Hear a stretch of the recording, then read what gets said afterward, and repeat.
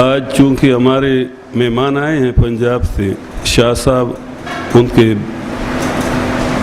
فرزند ہیں، بڑے شاہ صاحب کے فوت ہیں، چونکہ وہ پشتو سمجھ نہیں سکتے اور آئے ہیں ہمارے ساتھ ملنے کے لیے، آپ ساتھیوں کے ساتھ ملاقات کرنے کے لیے، اور کچھ یعنی چاہتے ہیں کہ ہمارا درس بھی کچھ سن لے، تو ہم آج اردو میں انشاءاللہ کچھ درس کریں گے، اگرچہ اردو ہمارا صحیح نہیں ہے لیکن پھر بھی ہم کوشش کریں گے ان کے لیے۔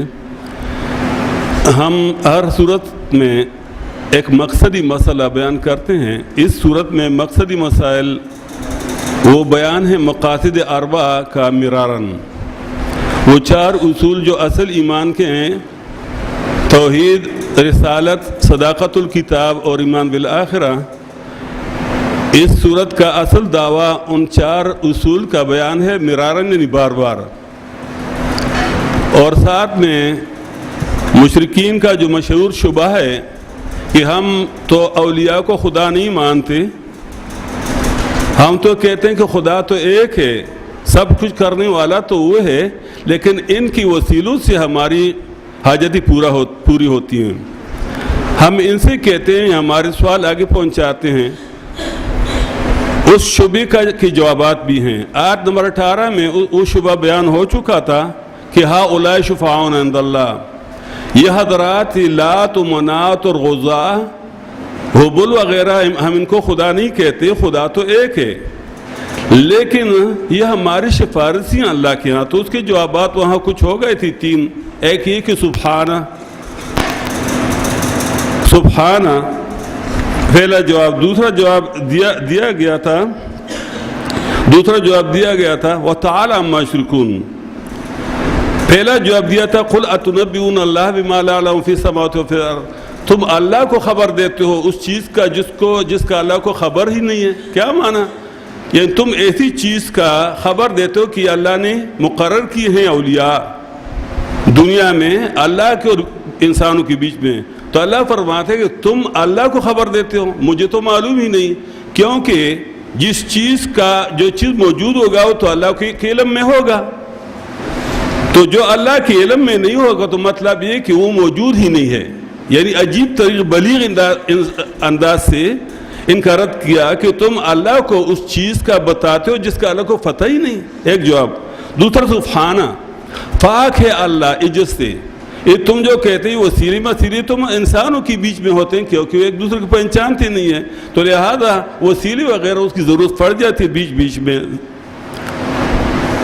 تیسرا جواب دیا تعالی عما یشرکون، یہ تم جو بات کرتے ہو یہ شرک ہے اور اللہ اس سے جو ہے بہت اونچی ذات ہے۔ ابھی اس آیت میں جو ہم آج پڑھتے ہیں اس میں اس کا چوتھا جواب ہے کہ تم کہتے ہیں ہمارے سوال پہنچاتے ہیں، ہماری کو بچائیں گے، ہمارے سفارش کریں گے، نانا وہ تم پر الٹے ہو جائیں گے، تمہارے مخالف ہو جائیں گے۔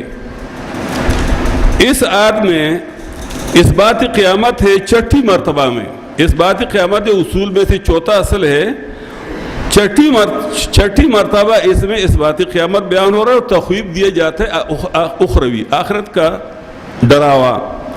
وَيَوْمَ نَحْشُرُهُمْ جَمِيعًا، وہ یاد کرو دن کہ ہم جمع کریں گے ان سب کو قیامت کے دن۔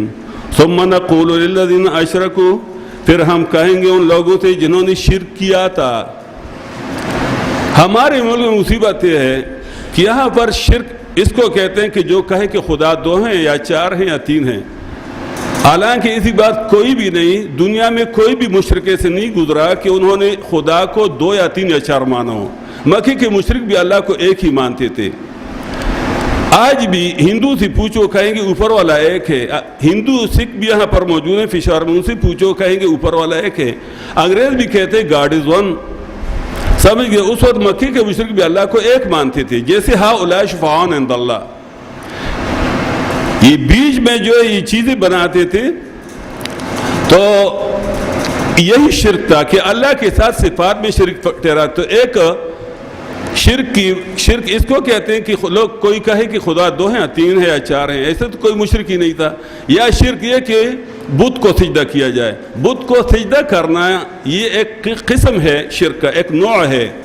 باقی شرک کے بہت سے اقسام ہیں.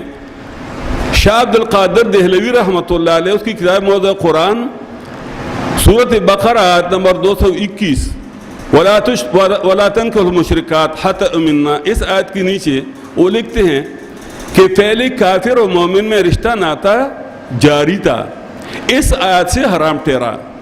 ولا تنكحوا المشركات اس آیت سے حرام ٹھہرا. پھر کہتے ہیں، لکھتے ہیں مرد یا عورت نے شرک کیا تو نکاح ٹوٹ گیا.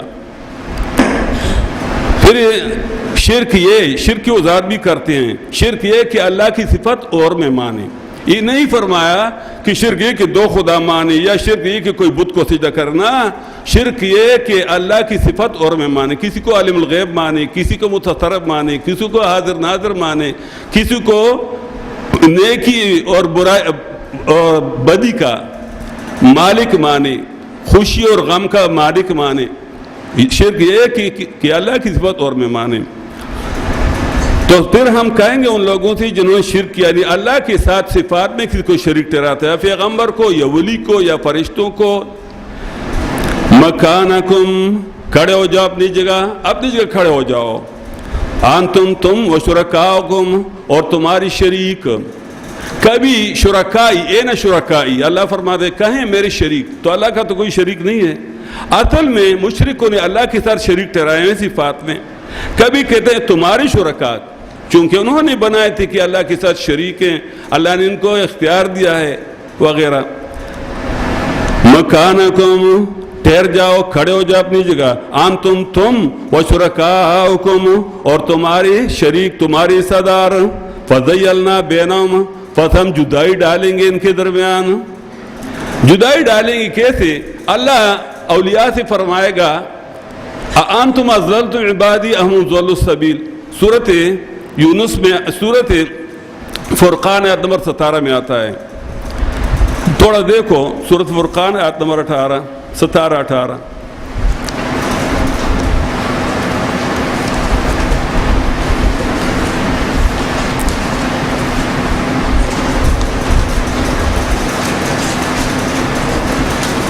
وَيَوْمَ يَحْشُرُهُمْ وَمَا يَعْبُدُونَ مِن دُونِ اللَّهِ، اور یاد کرو دن کی جمع کرے گا اللہ ان مشرکوں کو اور ان کو جن کی عبادت کرتے تھے من دون اللہ، اللہ کے سوا.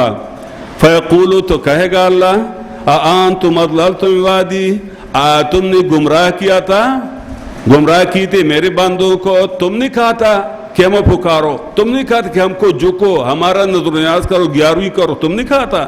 شیخ عبد القادر جیلانی سے اللہ تعالیٰ فرمائے گا اسی طرح جتنی بھی جن کی پوجا پاٹ ہوئی تھی جن اولیاء کی، ان سے اللہ تعالیٰ سوال کرے گا، ان سے پوچھے گا انتم اضللتم عبادی، تم نے گمراہ کی تھی میرے بندوں کو، تم نے کہا تھا.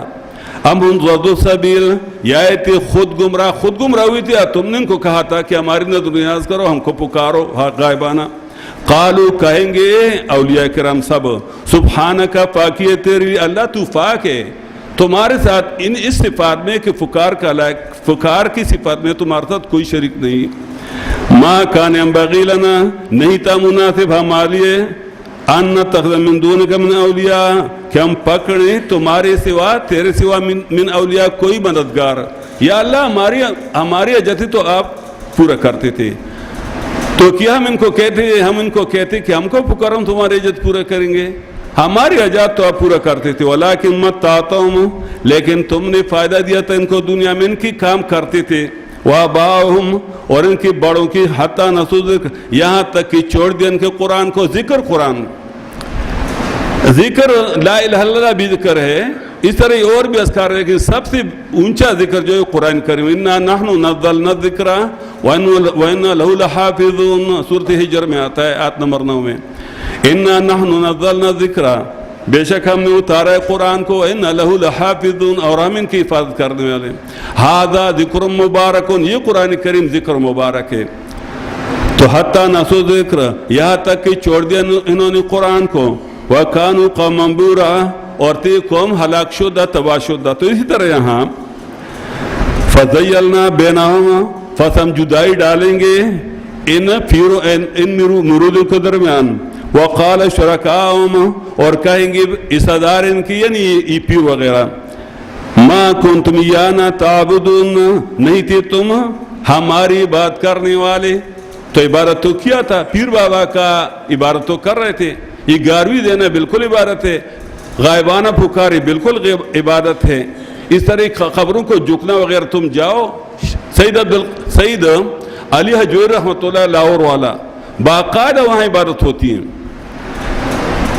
تو یہ سارے کہیں گے اولیاء کہ ما کنتم ایانا تعبدون، نہیں تھے تم ہماری بات کرنے والے ہمارے حکم سے، یعنی ہم نے نہیں کہا تھا کہ ہماری بات کرو، تم خود ہماری بات کرتے. یہ معنی فَكَفَى بِاللَّهِ شَهِيدًا بَيْنَنَا، پس کافی ہے خاص اللہ گواہ ہمارے درمیان، وَبَيْنَكُمْ اور تمہارے درمیان، إِن كُنَّا عَنْ عِبَادَتِهِمْ لَغَافِلِينَ، ان مخفف من المثقل، بے شک تھے ہم تمہاری بات سے لغافلین، بے خبر، ہم کو پتہ نہیں.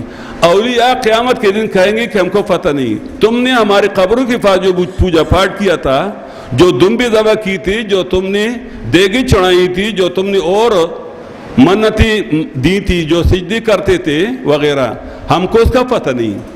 جو لوگ کہتے کہ اولیاء سنتے ہیں، مردے سنتے ہیں یا مردے دیکھتے ہیں، تھوڑا اس آیت میں تھوڑا مراقبہ کریں کہ اولیاء قیامت کے دن اللہ کے سامنے جھوٹ بولیں گے کہ ہم کو پتہ نہیں.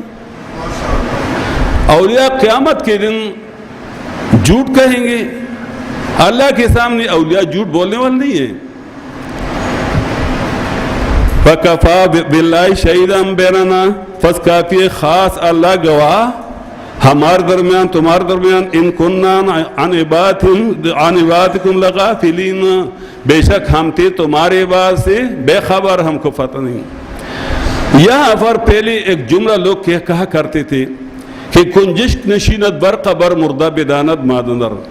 جب چڑیا کسی قبر پر بیٹھ جائے تو مردہ کو پتہ چلتا ہے کہ یہ نر ہے یا مادہ. اکثر لوگ یہ دلیل میں پیش کرتے ہیں کہ یہ لوگ کہتے ہیں ہمارے بارے میں، ہمارے شیوخ کے بارے میں، کہ یہ لوگ کہتے ہیں مردے سنتے نہیں ہیں، مردے دیکھتے نہیں ہیں. حالانکہ کتابوں میں آیا ہے کنجشک نشینت بر قبر مردہ بدانت مادندر، چڑیا جب قبر پر بیٹھ جائے تو مردے کو پتہ چلتا ہے کہ یہ نر ہے یا مادہ. ہم کبھی کبھی بطور تسلیم کے ان کی بات مان لیتے ہیں کہ ہٹی کے 5 منٹ کے لیے، 1-2 منٹ کے لیے ہم تمہاری بات مان لیتے ہیں کہ ان کی نظر اتنا تیز ہو گیا اولیاء کا کہ 2 گز سے ان کی نظر نکل رہی ہے، 2 گز مٹی سے، تو اس معمولی سے کپڑے پر ان کا نظر جو ہے تھک جائے گی. جب 2 گز سے اس کا نظر نکلتا ہے تو ان کپڑوں سے بھی نظر نکل جائے گا نا. تو جو عورتیں اور جو مرد وہاں جاتے ہیں اولیاء کو، تو وہ ان کی تو آگے پیچھے سب ان کو نظر آ رہے ہیں، پھر سارے آگے پیچھے نظر آ رہے ہیں. سمجھ گیا؟ قرآن کریم کہتا ہے کہ نہیں، جب مر جائے تو وہ نہ سن سکتا ہے. اِنَّكَ لَا تُسْمِعُ الْمَوْتَى، اِنَّكَ لَا تُسْمِعُ الْمَوْتَى، تو نہیں سنا سکتا مردوں کو. یہ بات اصل میں یہ کنجشک نشینت بر قبر یہ ایک منجور گزرا ہے، نظام الدین اولیاء کی دربار میں تھا. یوسف گدا اس کا نام تھا، اس کی کتاب کا تحفۃ النصائح اس کی کتاب کا نام تھا.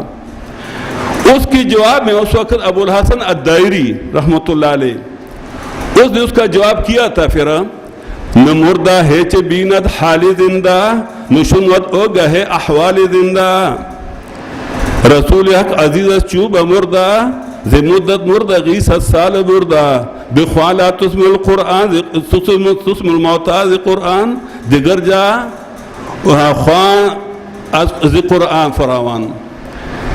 نہ ہے چے شنود، نہ مردہ ہے چے بیند حال زندہ، مردی کو کچھ بھی پتہ نہیں چلتا زندوں کے بارے میں. نہ شنود او گہے احوال زندہ، اور کبھی مردوں کو زندوں کی احوال کا بھی کچھ پتہ نہیں، سن نہیں سکتے.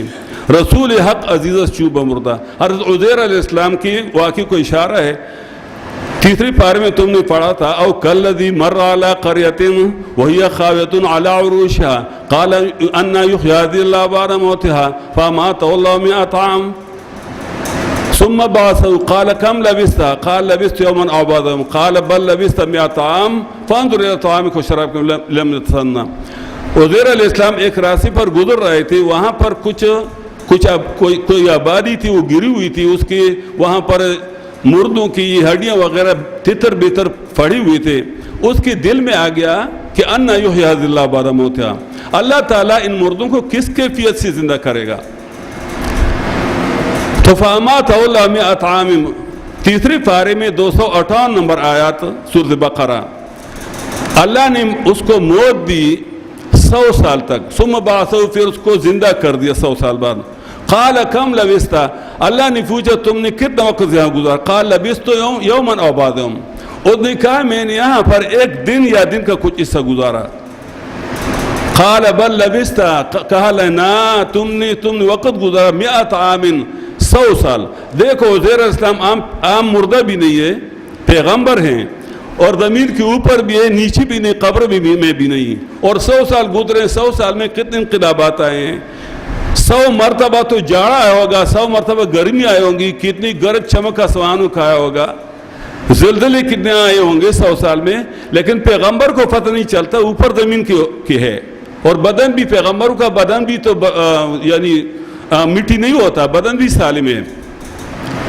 اور قرآن کریم تو ابو الحسن رحمۃ اللہ علیہ اس کا جواب دیتا ہے، رسول حق عزیز شوب مردہ، حق پیغمبر عزیر علیہ السلام عام مردوں سے بہت اونچی ذات ہے، زمدس مردگی 7 سال مردہ، وہ 100 سال تک وہاں پڑا تھا زمین پر، اس کو پتہ نہیں چل سکا، تو ایک عام مردے کو پھر کیسے پتہ چلے گا کہ یہ چڑیا ہے یا چڑی ہے؟ کیا پتہ چلتا؟ دیکھو اس لیے اولیاء بھی کہتے ہیں فکفا باللہ، پس کافی ہے خاص اللہ، بھی خصوصیت کی دی آتی ہے،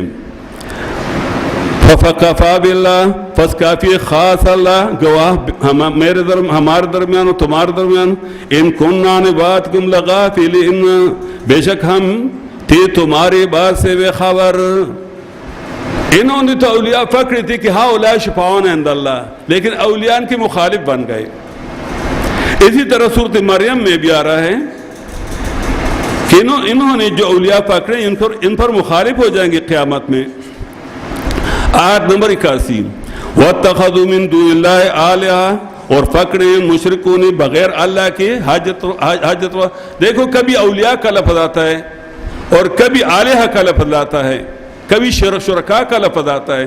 آلہہ اس لیے کہا کہ انہوں نے اولیاء کو الوہیت کی صفات دی ہیں، اور شریک اس وقت کہتے ہیں جب اللہ کی صفات میں ان کو شریک ٹھہرا لیتے ہیں۔ وَاتَّخَذُوا مِن دُونِ اللَّهِ آلِهَةً، اور پکڑے ان مشرکوں نے بغیر اللہ کی آلہہ مددگار، لِيَكُونُوا لَهُمْ عِزًّا، تاکہ ہو جائیں یہ اولیاء ان کے لیے عزت کا سبب دنیا میں اور آخرت میں۔ کلا، کبھی بھی نہیں، کبھی نہیں، عزت کا سبب نہیں بنیں گے، بلکہ سَيَكْفُرُونَ بِعِبَادَتِهِمْ، بلکہ اولیاء انکار کریں گے ان کی عبادت کی، کہ ہم نے تم کو کہا تھا کہ ہماری پوجا کرو، ہمارے کو پکارو۔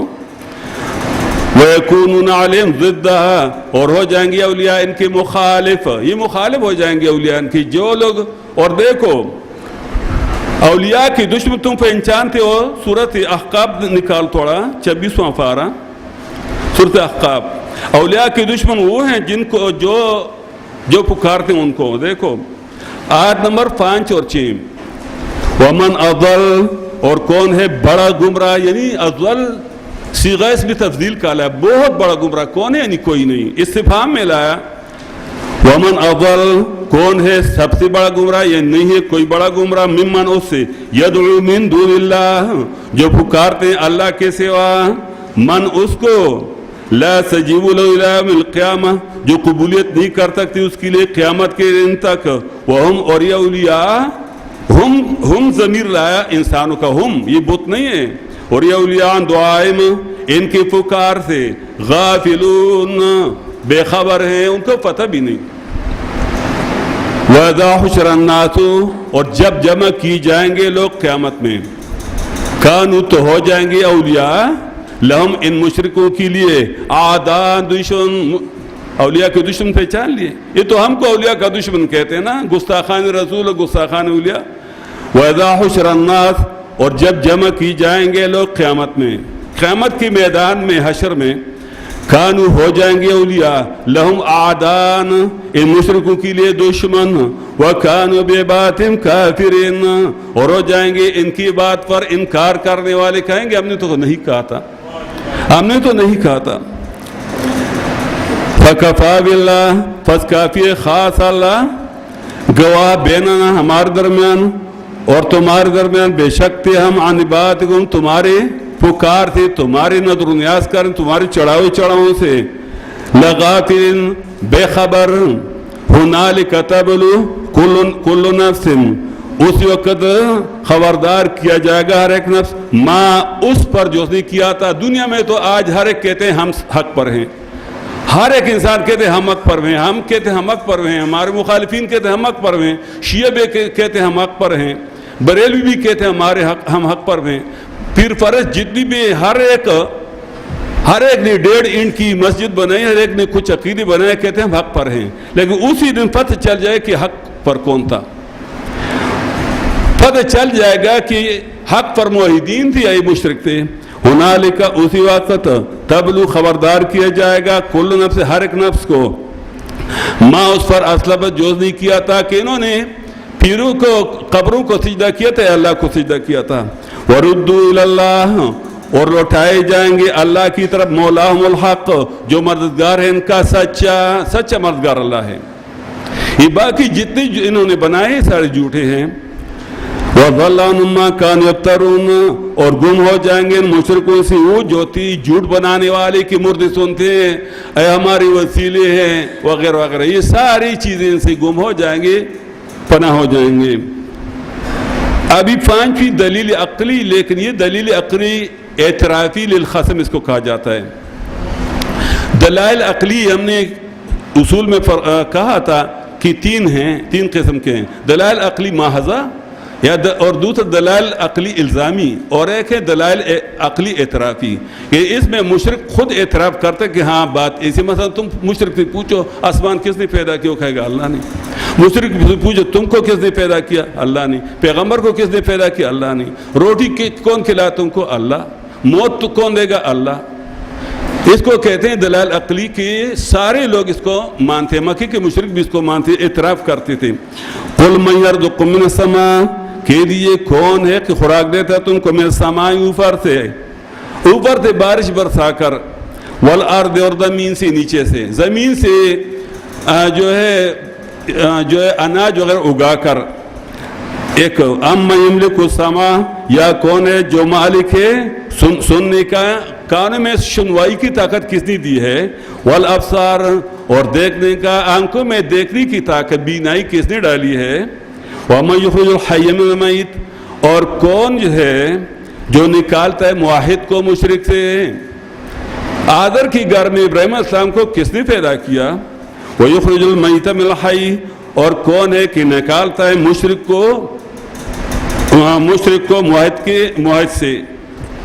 نوح علیہ السلام سے کنعان کو کس نے پیدا کیا، وَمَنْ يُدَبِّرُ الْأَمْرَ اور کون تدبیر کرتا ہے تمام امور کا تدبیر کرنے والا کون، پیدا کرنے والا کون، آنکھوں میں بینائی ڈالنے والا کون، کانوں میں شنوائی ڈالنے والا کون، موحد کو مشرک کے گھر میں، مشرک کو موحد کے گھر میں پیدا کرنے والا کون، فَسَيَقُولُونَ اللَّهُ فس جلدی سین استجال کی بھی ہے، تاکید کی بھی ہے، فس خامخواہ کہیں گے اور جلدی کہیں گے اللہ۔ مکی کے مشرک کا عقیدہ سن لیا نا، مکی کے مشرک کا عقیدہ آج بھی ان کا عقیدہ یہ کہتے ہیں ہم تو اللہ مانتے، ایک مانتے، وہ بھی اللہ کو تو ایک مانتے تھے، اللہ کو ذات میں تو ایک مانتے تھے۔ فَسَيَقُولُونَ اللَّهُ فس جلدی کہ کہیں گے کہ اللہ ہی، فَقُلْ أَفَلَا تَتَّقُونَ فس کہہ دیجئے افلا تتقون کیوں نہیں ڈرتے اللہ سے، پھر ڈرتے کیوں نہیں ہیں؟ اصل میں یہ 5واں جواب ہے اس شبہ کا، ہؤلاء شفاعنا عند اللہ، یہ ہمارے سفارشی ہیں۔ تو یہاں اللہ تعالیٰ فرماتے کہ ماں کی پیٹ میں تمہاری ضرورت ہم نے پوری کی، اس وقت تمہارا سفارشی کون تھا؟ جب تم ماں کے پیٹ میں تھا اس وقت تم کو آنکھیں دی، تم کو کان دی، تم کو زندہ رکھا 5 مہینے پانی کے اندر، اس وقت تمہارا سفارشی کون تھا؟ بس کہو افلا تعقلون، اے تم قل فقل افلا تتقون، فس کہہ دیجئے فس کیوں تم نہیں ڈرتے اللہ سے؟ اللہ سے ڈرو، عقیدہ ٹھیک کرو. فذالکم اللہ، پس یہ صفات والا اللہ ہی ہے، رزق دینے والا، کانوں میں شنوائی ڈالنے والا، آنکھوں میں بینائی ڈالنے والا، مشرک کے گھر موحد پیدا کرنے والا، موحد کے گھر مشرک پیدا کرنے والا، تمام امور کا تدبیر کرنے والا. فذالکم اللہ، پس یہ صفات والا اللہ ہی ہے، بس اللہ ہی ہے، کوئی اور نہیں. ربکم، تمہارا رب، رب کا لفظ لایا، اللہ بھی لایا اور رب بھی لایا. رب کہ ماں کے پیٹ میں تمہاری تربیت کی، جب تم بچے تو اس وقت تربیت کی، اولیاء کی تربیت بھی وہی اس نے کی. ربکم الحق، تمہارا پالنے والا سچ، یہی تمہارا ہے. بس پکار کا اللہ کی ہی ذات ہے. فماذا بعد الحق، پس کیا چیز ہے حق کے بعد؟ حق کیا؟ حق ایک اللہ پکار کے لائق، ایک اللہ مشکل کشا ہو داتا، یہی حق. فماذا بعد الحق، پس کیا چیز ہے حق کے بعد؟ حق قرآن. الا الضلال، مگر گمراہی. جب تم نے توحید کا عقیدہ چھوڑ دیا تو گمراہی میں پڑ گئے. بس حق کے بعد اور درمیان راستہ نہیں ہے نا، حق کے بعد سیدھا گمراہی ہے. حق قرآن ہے، حق توحید ہے. جب تم نے قرآن چھوڑا، جب تم نے توحید چھوڑا تو گمراہی کے گڑھے میں بس پڑ گئے. فماذا بعد الحق، پس کیا چیز ہے حق کے بعد، یعنی حق کے چھوڑنے کے بعد؟ الا الضلال، مگر گمراہی. اب فانا تصرفون، پس کس طرف تم پھیرے جاتے ہو؟ شیطان تم کو کس کڑی میں گرا رہا ہے؟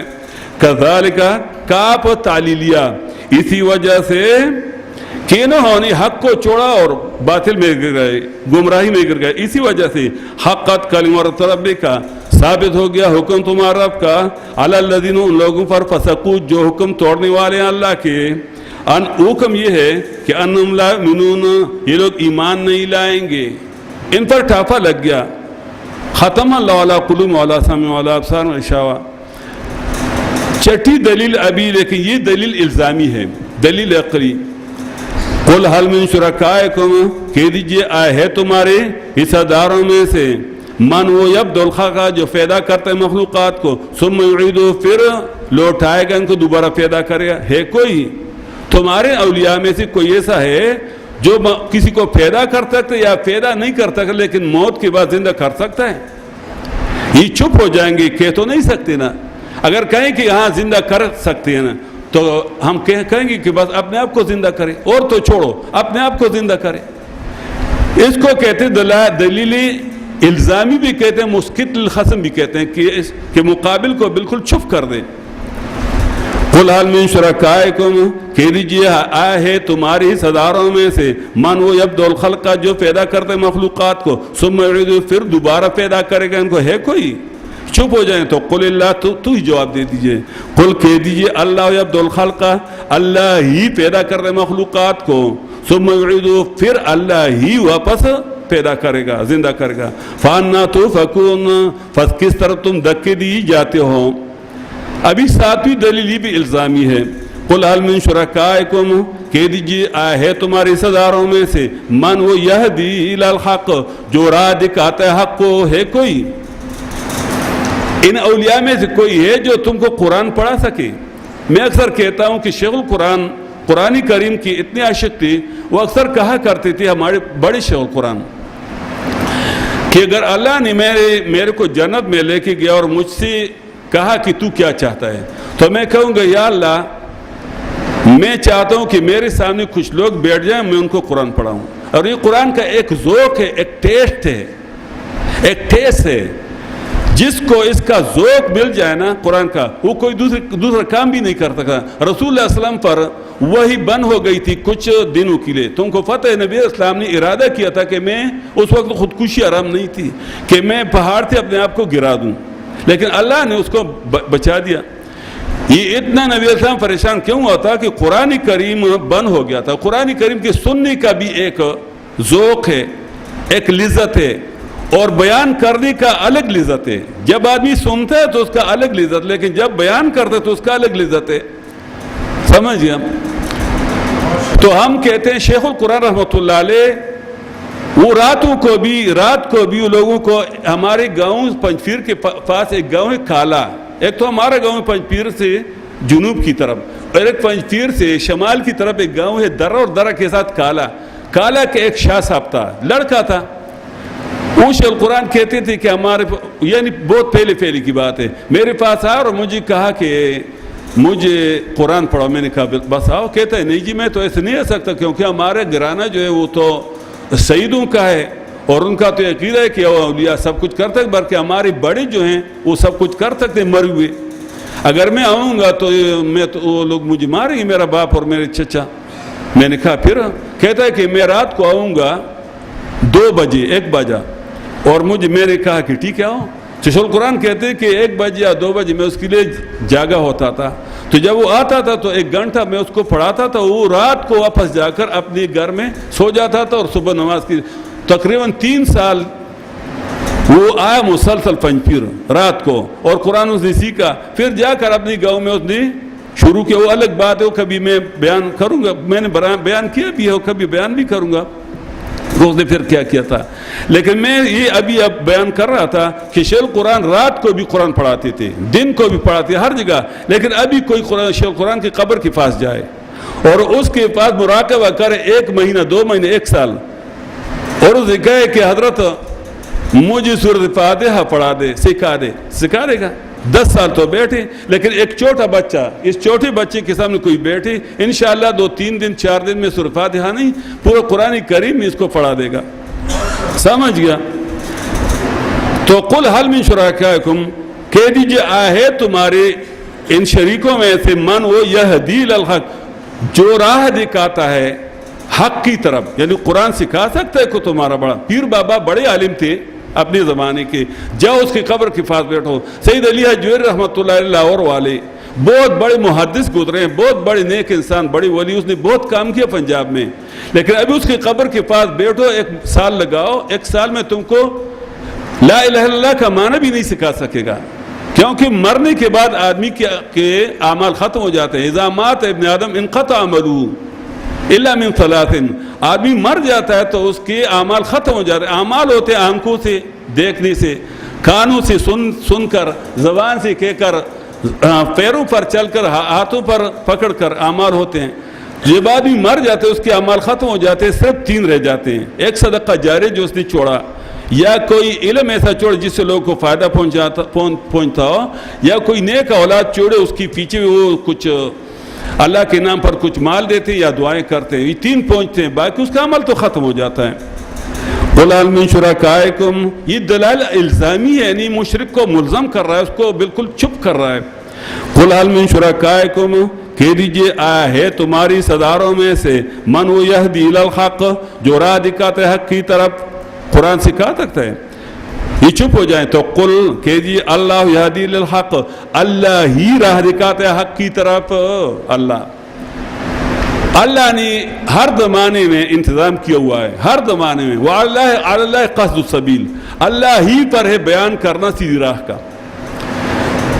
کبھی نوح علیہ السلام پیدا کرتا تھا، کبھی ہود علیہ السلام، کبھی صالح علیہ السلام، کبھی ابراہیم علیہ السلام، اور کبھی موسیٰ علیہ السلام، کبھی شعیب علیہ السلام، کبھی عیسیٰ علیہ السلام، آخر میں رسول اللہ صلی اللہ علیہ وسلم. رسول اللہ صلی اللہ علیہ وسلم کے بعد تو کوئی نبی آنا نہیں ہے. ابھی اس کے خلفاء آئیں گے، اس کے وارث آئیں گے، تو ان کے ذریعے اللہ تعالیٰ قرآن پڑھاتا ہے. ہماری پنجپیر میں شیخ القرآن کو لایا تقریباً آج سے 80-100 سال پہلے. تو پنجپیر میں تو قرآن پڑھایا، اور ہمارے علاقے کے لوگوں نے کچھ اوپر پہاڑوں سے اگر انہوں نے سیکھا، اس کی ایک شاخ یہاں پر پہنچ گئی ہے. تم کو بیان ہو رہا ہے، بلکہ ہمارے اس شاخ سے بہت سی شاخ یہاں پر آدھی سے زیادہ لوگ یہ قرآن پڑھانے والے ہیں. تو ایک چھوٹا سا بچہ بھی وہ تو بیان کر سکتا ہے قرآن کا، لیکن وہ بڑا آدمی، وہ شیخ عبد القادر جیلانی رحمۃ، اس کی قبر کے پاس بیٹھو، تم کو ایک کلمہ تو پڑھائے. سید علی حجویری رحمۃ اللہ علیہ قبر کے پاس بیٹھو، وہ ایک کلمہ تو پڑھائے، نہیں پڑھا سکتا نا. جو لوگ کہتے ہیں کہ نبی اسلام زندہ ہے، تو نبی اسلام جب زندہ تھے تو اس پر قرآن کریم کا پڑھانا واجب تھا کہ نہیں تھا؟ یہ وہ رسول بلغ ما انزل الیک من ربک، حکم ہے اللہ کا. اللہ کا حکم فرض ہوتا ہے، واجب ہوتا ہے نا. بلغ ما وان اتلو القرآن، اللہ نے مجھے حکم کیا کہ میں قرآن پڑھاؤں گا. ابھی نبی اسلام قرآن کیوں نہیں پڑھا تھا؟ کیونکہ اس دنیا سے جو جاتا ہے وہ پھر بیان نہیں کر سکتا، چاہے وہ پیغمبر ہو یا کوئی بھی ہو. قل اللہ یہدی للحق، کہہ دیجئے اللہ راہ دکھاتے حق کی طرف. راہ دکھاتے ہیں حق پر تو علماء پیدا کرتا ہے اور اس کے ذریعے لوگوں کو اپنا کتاب اور توحید کا درس دیتا ہے اور شرکیات و بدعات کی رد کرتا ہے. افمن یہدی الی الحق، آیا وہ ذات جو راہ دکھاتے حق کی طرف یعنی اللہ، احق وہ حقدار ہے ان یتبع کہ اس کی بات مانی جائے، اس کی اتباع کی جائے.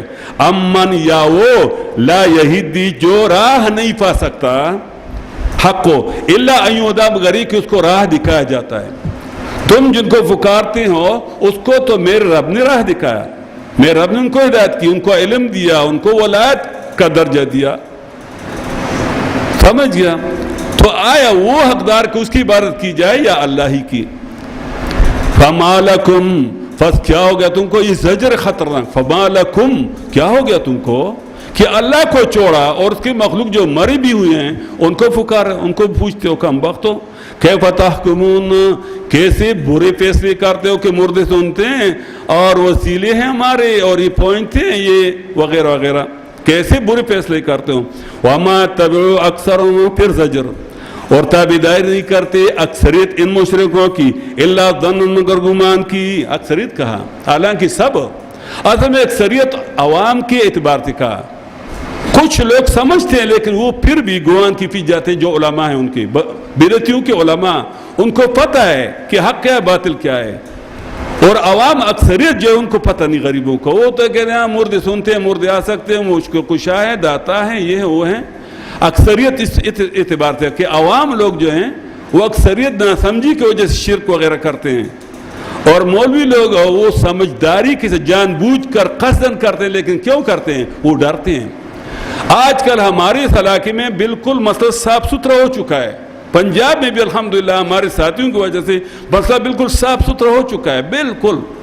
لیکن ابھی مولوی لوگ کیوں انکار کرتے ہیں حالانکہ ان کو پتہ ہے کہ حق کیا ہے؟ وہ ڈرتے ہیں عوام سے کہ عوام کو پھر کچھ دیں گے نہیں، بلکہ لوگ عوام شاید ہم کو مار بھی دیں، اس لیے اکثر کا لفظ لایا.